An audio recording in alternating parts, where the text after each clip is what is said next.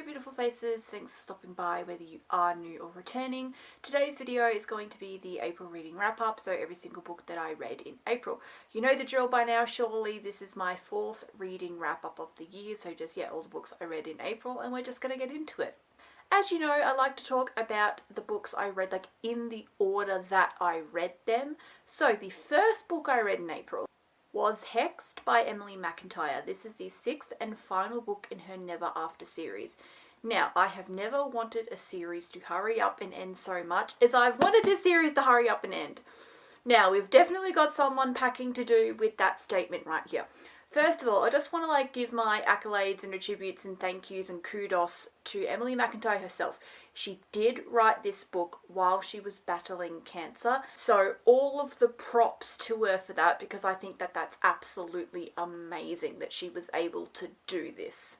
I just think whoa, I don't know anyone else who's ever done that, so definitely she gets all of the props. Wasn't my favourite though. The Never After series, if you don't know what this is, these are reimaginings of classic fairy tales. So this 6th and final book is a reimagining of The Little Mermaid. Now, she prefers that we use the term reimagining, not retelling, because these are not direct retellings. Also because a lot of these are set in more modern times. These aren't set when, this isn't set when The Little Mermaid would have been set. This is set today with phones and the internet and shit. So, but it is esque of The Little Mermaid. You see stuff in here that is oh yeah, Little Mermaid. So that's what this series is. This is the thickest of the series. This was a chunky 500 and something page book. But I'm only giving it 2 stars, unfortunately. I didn't love this one. This series has some really weird ratings for me. Books 1 and 2 I gave 5 stars and I loved it, and so I thought I was just going to love the whole series. Kind of went downhill from there. I liked Twisted, which is the 4th book, and I gave that one 4 stars. But this one I didn't like Crossed, and I didn't like Wretched. So I liked half the series and didn't like the other half. And unfortunately we did end on a bit of a low note. This is just not my favourite. It gets 2 stars. It gets that one, because I was thinking about giving it a 1 star, but I gave it that 1 star extra because I really like Enzo as a character. You know when you watch the Vampire Diaries towards the end purely for Damon? It's kind of like this. You were reading it purely for Enzo. I mean, in my personal opinion anyway, because you might actually genuinely really love this book, which great if you did, but I did not. I just wasn't really vibing. The plot, I found it a little bit boring. I also found it to be a tad gruesome, this one. And I think I remember finding a little bit gruesome Wretched as well, which is why I don't think I liked Wretched that much. But yeah, this is a series. A lot of people claim that this Never After series is great for beginners, who want to get started in dark romance. I don't think that I agree. Some of these books are actually quite dark, and I don't think that I agree that it's for beginners at all. If you would like to see a video of dark romance recommendations for beginners, actually what I personally believe to be beginner X, let me know, because I can make a video doing that. But just so you know that this series would not pop up in that video, because I don't really think this is beginner friendly. I was reading this and I was no, this is actually darker than what people make it out to be. And obviously everyone's view of darkness, you might think that this is so beginner friendly, but then you might think this is darker than I thought. Some could read Haunting Adeline and claim that that's light, even though personally that's one of the darkest books out there. But you know what I mean? So obviously take what I'm saying with a grain of salt. But I found this to be darker than what I was told. I was told that this is okay, and look, it's fine. I'm not saying that this was too dark for me, because I loved Haunting Adeline, loved that duo very, very, very much. I'm just saying that I think I went in with expectations that beginner friendly, and then I end up not agreeing. And I felt that a lot with a lot of the books in this series, especially I said, Wretched had some stuff in there where I was ooh, don't know if I love that. A little bit of tiny bit of gore in there, and that's not really my thing, because as we know, I'm willing to give any book a go from any genre except for horror, because I don't like horror, because I'm not here for blood, guts and gore. That's not my vibe at all. So I really just didn't like any aspect of this book, except for Enzo himself. Oh my god, I wanted to have fun with Enzo. I like Enzo as a person. That's the only thing that really kept me going. Enzo was Damon because it was the only thing that I really enjoyed in this book. The second book that I read in April is actually a biography, and I don't read a ton of non-fiction. I basically don't.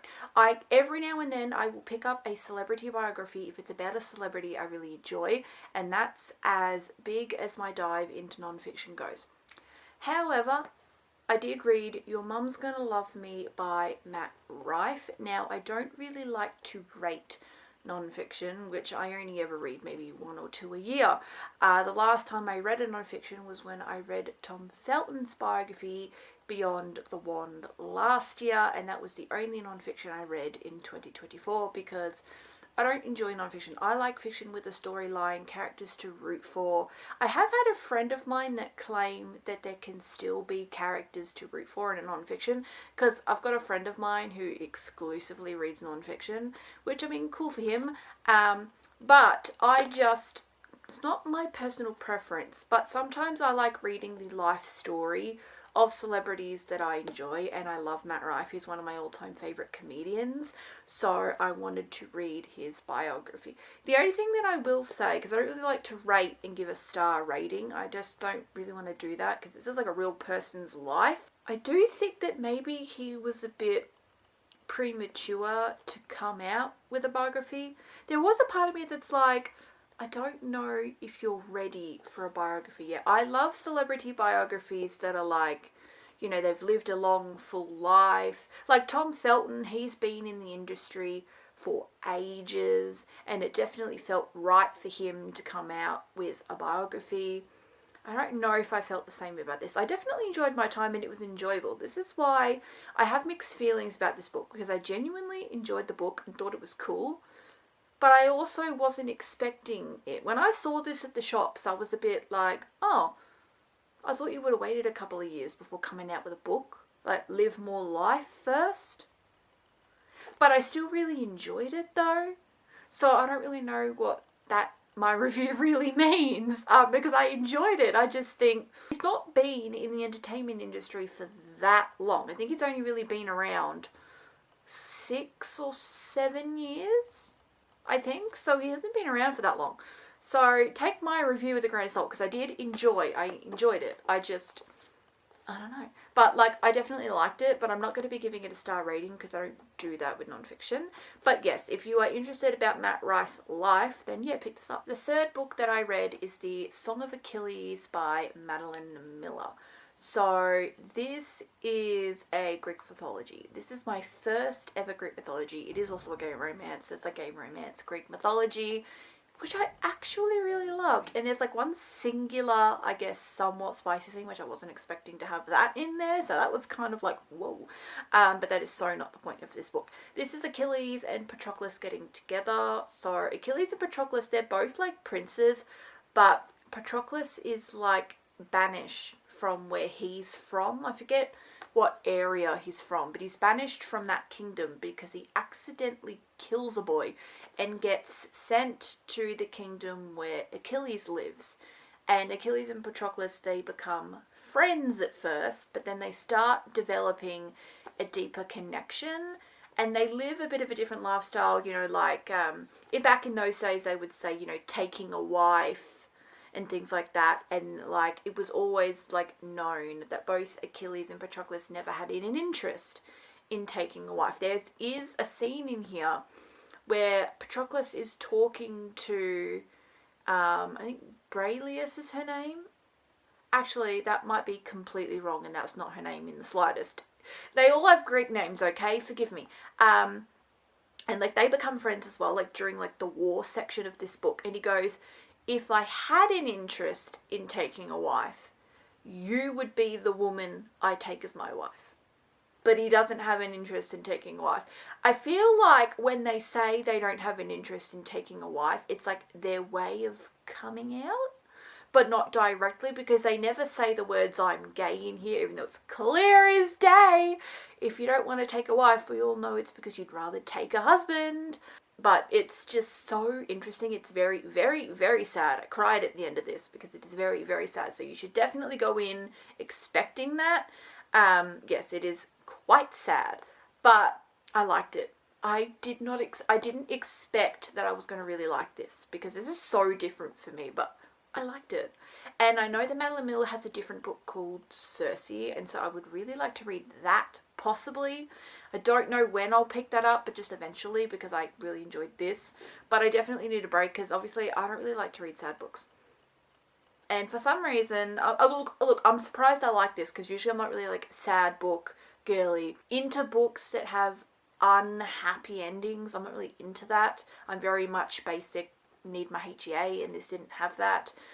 But I like this more than I thought, but it'll be a while before I pick up anything else like this because I need some books with HEAs, okay? I'm going back to my HEAs. Like, this is only every now and then because, whoa. But I loved it. I did. I genuinely, really, really, really like this, and I'm giving it a solid 4 stars. I don't know why I'm not giving it the 5. I just think 4 stars, I think, is where it's at. It's not like my favourite thing ever. But I liked it. Really, really liked it. 4 stars. Probably give it like a 1 for the chili spice, and I totally forget that I'm supposed to do this in my ratings because I so didn't give you a spice rating for Hexed, which that one probably has like a 3 for the spice, but this one I'm giving a 1. Next, we continued on with Rena Kent's Royal Elite series, and we read Deviant King. This is the first book within the Aiden King trilogy, and oh my goodness, I love this. I'm quite interested to see how she's going to continue with this trilogy since I only read this first one. But the second book in this trilogy, Still Princess, is actually the book that I'm currently reading, and it's the first book for like when we get to the May wrap-up. Like, I'm diving straight into the rest of these because I love this so much. I love this. 5 stars. I love this. I love Rena Kent. She is so becoming. Like, I love all of her books. And all the way author. The entirety of the Legacy of God series got the 5 star. Cruel King also got the 5 star. Now Deviant King's getting the 5 star. Like, I think Rena Kent's just a 5 star author for me. She is one of my favourite authors of all time, and she probably will be. Because my other favourite author of all time is Elle Kennedy, but I haven't given every single one of her books 5 stars. I gave The Deal, The Score, and The Mistake 5 stars, but I gave The Goal and The Legacy 4. And, like, I haven't had anything less than a 5 star for Miss Arena. I just don't know what it is. I love her. I love her, and I love this book.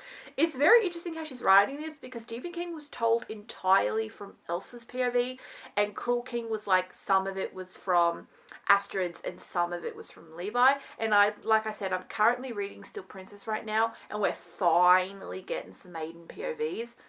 But this book was entirely Elsa's, which I found that so interesting. Like, you never get to see inside Aiden's mind until you pick up Still Princess, because the first chapter in Still Princess is from Aiden's, and you go, oh, you're finally getting Aiden's POV. But this was told entirely from Elsa's, and whoa. But I loved it. Oh my god, I don't want to go too much into the plot, which I haven't so much with these because I don't want to like spoil anything or anything like that. But I loved it. Oh my goodness, I loved it. This 5 stars. This I would also give maybe like a 3-4. No, I will give it a 4 for the chili spice. I'll give it a 4.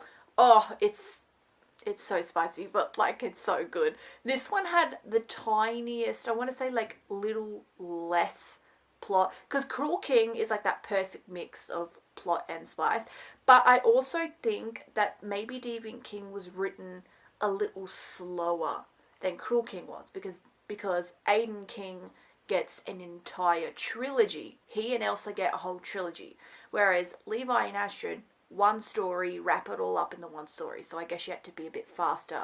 And so yeah, like it's not saying that Cruel King's not a terrible book, but this one will feel, in comparison to Cruel King, a little slower, and it will feel as if it has a little less plot, but I think because she's dragging it out, because she plans to give Aiden and Elsa 3 books. So just know that going into this one, like if you're just coming off of the back of Cruel King. But it's so good. Like, this isn't anywhere less enjoyable. I loved it, and I think I'm an Aiden King man. Oh, love him. Then we continued on with Before the Coffee Gets Cold, reading the second book in this series, which is called Before the Coffee Gets Cold, Tales from the Cafe. So, cute little small book. This is a Japanese translated magical realism literary fiction. I actually like this, which I don't read a ton of literary fiction either. I read it obviously more than I would say I read a non-fiction, and I liked this. But I think, like I said, I've realised that I like the Japanese translated type more than other types of literary fictions, and this one has like time traveling element in it. Oh my god, that's like the main element of this book. You can time travel in this cafe. I'm giving this solid like a 3.5 stars. So I really enjoyed my time reading this. I don't remember the rating I gave the first Before the Coffee Gets Cold book. I think I read that in January, I believe, and I forget what I rated it. I think I either gave it a 3.5 or I gave it a 4 stars. So this is kind of like a continuation. I think there's a little bit of a time jump. Because I think some of the characters that you saw in the first one, like the people that work at the cafe, are a little older in this, I think. Like I said, I don't remember too much about the first book because I read it all the way back in January and now it's April. But I really enjoyed this. I liked it. So this is comprised of like little miniature stories about what people want to go back in time to do. And I liked it. I thought it was really fun. It's cutesy. And the people that work at the cafe are such lovely people. And so you get to see like their journey as well, because the people that work at the cafe pop up, I think, in all the books, because they're the people that work at the cafe. Because there were some characters I was reading about that like you read about in the first book. The only characters that are newbies are like the ones that are like wanting to go back in time and do the thing they want to do when they go back in time. But yeah, I liked it. Solid 3.5. Enjoyed it very much. And it's spice free, so like if you hate spice, woohoo! The last 3 books that I read on the Kindle, so I only own one of them physically, and then the final 2 I'm going to talk about together because they're in a series and I'll put like computer generated images. But we read Consider Me by Becca Mack, so this is part of her Playing for Keeps series. I enjoyed it and I'm giving it probably another solid like 3.5, 4 stars. I enjoyed it a lot and I would definitely give it like a 3-4 for the chili. Definitely it's vanilla, but it's spicy, like a lot of spices in this, but it's all vanilla. Like the only qualm I have about this book, enjoyed it, but it definitely dragged on. I think it's a bit too long. I think it's a little too long, and I was doing the whole is it going to end yet thing. Even though I really, really enjoyed it, I wasn't not enjoying the plot or anything like that. I just think that it dragged on. It's a little bit too long. It's 400 and something and it could have been 300 and something and still gotten your point across. Obviously I think that contradicts because I did claim that I enjoyed it. I just think it's a bit too long. It's a little bit too long. Just for a fluffy contemporary sports romance, you are a little bit too long. I will dive into the others. I have huge interest in Play For Me. I think out of the ones I'm yet to read, it's the one I've got the most amount of interest in. And that one also happens to have my favourite cover. But I think I want to take a bit of a break just because this did drag on. So unfortunately I fear that the other ones will do the same because the other ones are the same size. They're all 400 and something. And they could all be 300 and something. Like you could be more of like the deal size and still get your point across. I liked it, don't get me wrong, like please don't take for it as I didn't like it. I keep trying to, I think I'm an over-explainer with this, but yeah, he dragged on a bit. I think I'm going to go with the 3.5. Really enjoyed it, but I think I just wished it was a bit smaller, of course. I wished it was shorter. I really like the female main character, and I'm very picky because some female main characters like annoy the shit out of me, but I really, really, really liked Olivia. I thought that she was a great character, and I liked Carter as well. He was a little golden retriever-y for my taste, but I still enjoyed it. Final 2 books, I read them on my Kindle, but I don't own them physically, but I started the Rebel Blue Ranch series by Lila Sage, and I'm not the biggest cowboy girl, that's not usually my vibe, but my nan recently read Done and Dusted and she loved it, so I really wanted to read Done and Dusted, like specifically, so I read Done and Dusted and I loved it a lot more than I expected. I give this 4.5 stars. I also give it I think I give Done and Dusted like a 3 for the spice scale. And yeah, I just enjoyed it a lot more than I thought. I didn't think that I was going to love it as much. I thought it was going to like solidify why I'm not really a cowboy girl and leave it at that.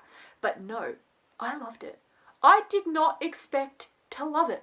But I like 4.5 stars. That's a really, really good solid rating. I really enjoyed it, and I enjoyed it so much that I directly wanted to continue on, and we read Swift and Saddled because It was so good. And I liked Swift and Saddled more than Done and Dusted. I think I'm giving Swift and Saddled, but you know what? I think I am going to still stick with the 4.5 rating for that too. I don't know if I'd say it's 5 stars, even though I claim I like it more. I think I only liked Swift and Saddled a little bit. You know what I think it is? I preferred Wes over Luke. But then I think I preferred Emmy over Ada. Wes and Emmy are brothers and sisters, so ill gross.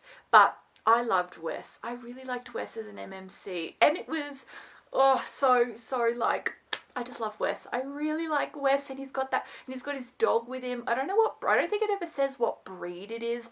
I picture Waylon, the dog, I picture it as a border collie. To me, it's a border collie. I don't remember if Lila Sage ever said what breed the dog is, but like I picture it as a border collie. To me, that's what Waylon is. I don't know what breed you think of it as, but I think of it as border collie. But I loved Swift and Saddled. Done and Dusted was great too. Like I said, I enjoyed it a lot more, because if I was just a bit meh about it, I was like unsure if I would have continued on. But I loved it, and so I really wanted to continue on, and I read Swift and Saddled. Yes, I will be reading Lost and Lassoed and Wild and Wrangled. I don't know when, but I read the first two, and I definitely enjoyed my time. They both get a 4.5. They both get a 3 for the chili spice. Maybe I am a bit of a cowboy girly. I know I still dislike other cowboy stuff, because I'm not a country music girly. I'm not a country western TV show or movie sort of girly, which is why I thought I wasn't going to be a cowboy romance girly, but like, maybe I am. Maybe I am. Save a Horse and Ride a Cowboy. I can definitely recommend the Rebel Blue Ranch series. Thoroughly enjoyed my time. Didn't expect that I was going to, but I did. And it was like the most pleasant surprise of the month. I thought that we were going to have a few duds. We're only at the one dud. Rightio, that is it for the video. Thank you for watching. It was just my April reading wrap up, so everything that I read in the month of April. If you enjoyed, I would consider subscribing if you love books as much as I do, and I will see you guys next time. Bye bye.